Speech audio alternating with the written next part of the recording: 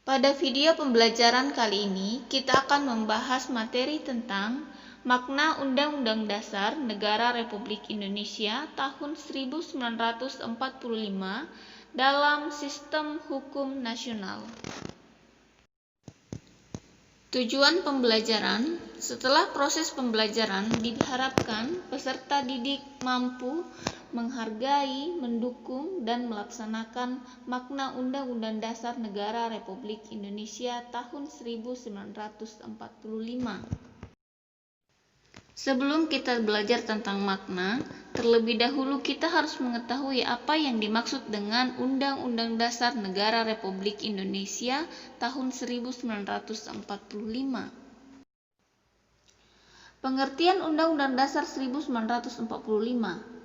Undang-Undang Dasar Negara Republik Indonesia tahun 1945 atau disingkat Undang-Undang Dasar 1945 adalah hukum dasar tertulis dan juga konstitusi pemerintahan negara Republik Indonesia saat ini. Pada kurun waktu 1999 sampai 2002, Undang-Undang Dasar 1945 mengalami 4 kali perubahan atau amandemen yang mengubah susunan lembaga-lembaga dalam sistem ketatanegaraan Republik Indonesia. Latar belakang terbentuknya Undang-Undang Dasar 1945 bermula dari janji Jepang untuk memberikan kemerdekaan bangsa Indonesia di kemudian hari. Janji tinggallah janji. Setelah Jepang berhasil memukul mundur tentara Belanda, malah mereka sendiri yang menindas kembali bangsa Indonesia, bahkan lebih sadis dari sebelumnya. Undang-Undang Dasar 1945 disahkan pada tanggal 18 Agustus 1945 setelah Soekarno-Hatta memproklamirkan kemerdekaan bangsa Indonesia pada tanggal 17 Agustus 1945. Jadi, Undang-Undang Dasar Negara Republik Indonesia tahun 1945 adalah sebuah konstitusi. Apa yang dimaksud dengan konstitusi? Atau apa pengertian konstitusi? Jadi, konstitusi adalah peraturan tertulis, kebiasaan, dan konvensi-konvensi kenegaraan atau ketatanegaraan yang menentukan susunan dan kedudukan organ-organ negara, mengatur hubungan antar organ-organ negara itu, dan mengatur hubungan organ-organ negara tersebut dengan warga negara, menurut Jimli As-Sidiq. 2. Semua konstitusi selalu menjadikan kekuasaan sebagai pusat perhatian karena kekuasaan itu perlu diatur dan dibatasi sebagaimana mestinya. Konstitusi dapat diklasifikasikan menjadi 2, yaitu konstitusi tertulis dan konstitusi tidak tertulis. Konstitusi tertulis merupakan konstitusi yang dituangkan dalam sebuah dokumen formal berupa peraturan perundang-undangan. Adapun konstitusi yang tidak tertulis merupakan konstitusi yang tidak tertuang dalam dokumen formal, dapat berupa kebiasaan-kebiasaan dan kesepakatan-kesepakatan. Dengan demikian, Undang-Undang Dasar Negara Republik Indonesia termasuk dalam konstitusi tertulis. Nah, selanjutnya kita masuk ke inti materi, yaitu makna pembukaan Undang-Undang Dasar 1945. Ada 2 maknanya, yaitu bagi perjuangan bangsa dan ditinjau per alinea. Makna pembukaan Undang-Undang Dasar 1945 bagi perjuangan bangsa ada 2. Yang pertama itu motivasi dan aspirasi, yang kedua itu sebagai nilai-nilai universal dan lestari. Pembukaan Undang-Undang Dasar 1945 merupakan motivasi dan aspirasi perjuangan tekad bangsa Indonesia untuk mencapai tujuan nasional. Sedangkan untuk nilai universal dan lestari, yaitu nilai yang dijunjung oleh bangsa-bangsa beradab di seluruh muka bumi atau universal dan mampu menampung dinamika masyarakat atau lestari.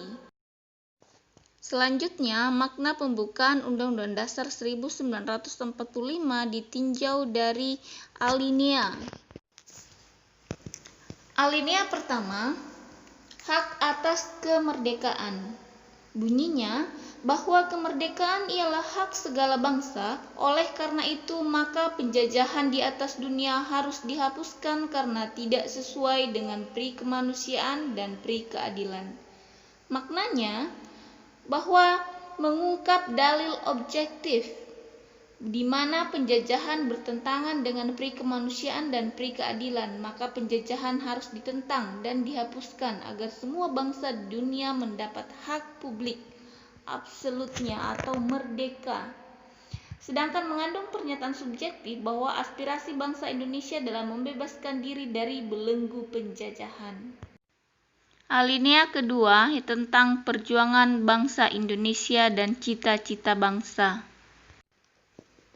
Bunyi dari alinea kedua, dan pergerakan kemerdekaan Indonesia telah sampailah kepada saat yang berbahagia dengan selamat sentosa mengantarkan rakyat Indonesia ke depan pintu gerbang kemerdekaan negara Indonesia yang merdeka, bersatu, berdaulat, adil, dan makmur. Makna dari alinea kedua bahwa kemerdekaan Indonesia diperoleh berdasarkan perjuangan bangsa Indonesia sendiri dan bukan merupakan hadiah dari penjajah. Kedua, menunjukkan nilai-nilai yang dikehendaki dan diharapkan para pengantar kemerdekaan, ialah merdeka, bersatu, berdaulat, adil, dan makmur. Alinea ketiga yaitu motivasi real dan material, motivasi spiritual. Bunyi alinea ketiga, atas berkat rahmat Tuhan yang Maha Kuasa dan dengan didorongkan oleh keinginan luhur supaya berkehidupan kebangsaan yang bebas, maka rakyat Indonesia menyatakan dengan ini kemerdekaannya. Maknanya bahwa apa yang menjadi motivasi dan material serta spiritual adalah tekad dan ridho Allah Subhanahu wa Ta'ala.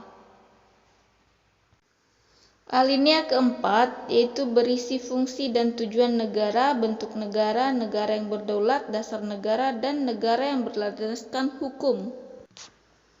Bunyi alinea keempat, kemudian daripada itu untuk membentuk suatu pemerintah negara yang melindungi segenap bangsa Indonesia dan untuk memajukan kesejahteraan umum, mencerdaskan kehidupan bangsa dan ikut melaksanakan ketertiban dunia yang berdasarkan kemerdekaan, perdamaian abadi dan keadilan sosial. Maka disusunlah kemerdekaan kebangsaan Indonesia itu dalam Undang-Undang Dasar Negara Republik Indonesia yang berkedaulatan rakyat dengan berdasar kepada ketuhanan yang Maha Esa, kemanusiaan yang adil dan beradab, persatuan Indonesia, kerakyatan yang dipimpin oleh hikmat kebijaksanaan dalam permusyawaratan perwakilan, serta dengan mewujudkan suatu keadilan sosial bagi seluruh rakyat Indonesia. Makna dari alinea keempat, semua asas pokok daripada bagian pembukaan keempat tentang hal pembukaan pemerintahan negara. Alinea keempat menegaskan bahwa 1. Fungsi dan tujuan negara Indonesia adalah melindungi segenap bangsa Indonesia dan seluruh tumpah darah Indonesia, memajukan kesejahteraan umum, mencerdaskan kehidupan bangsa, dan ikut melaksanakan ketertiban dunia yang berdasarkan kemerdekaan, perdamaian abadi, dan keadilan sosial. 2. Bentuk negara Indonesia adalah republik. 3. Negara Indonesia adalah negara yang berkedaulatan rakyat. 4. Dasar negara Indonesia adalah Pancasila. 5. Negara Indonesia adalah negara yang berdasarkan konstitusi dan hukum. Jadi, berdasarkan keempat alinea dalam pembukaan Undang-Undang Dasar 1945 tersebut, dapat diambil suatu kesimpulan bahwasanya negara yang didirikan berwawasan kebangsaan, di mana kuatnya wawasan kebangsaan ini erat kaitannya dengan persatuan Indonesia yang terdapat pada sila ketiga Pancasila, yang harus terus dibina demi terwujudnya kelancaran dan keberhasilan pembangunan nasional. Demikianlah video pembelajaran pada kali ini. Sekian, terima kasih. Kita lanjutkan lagi materi berikutnya di video yang lain.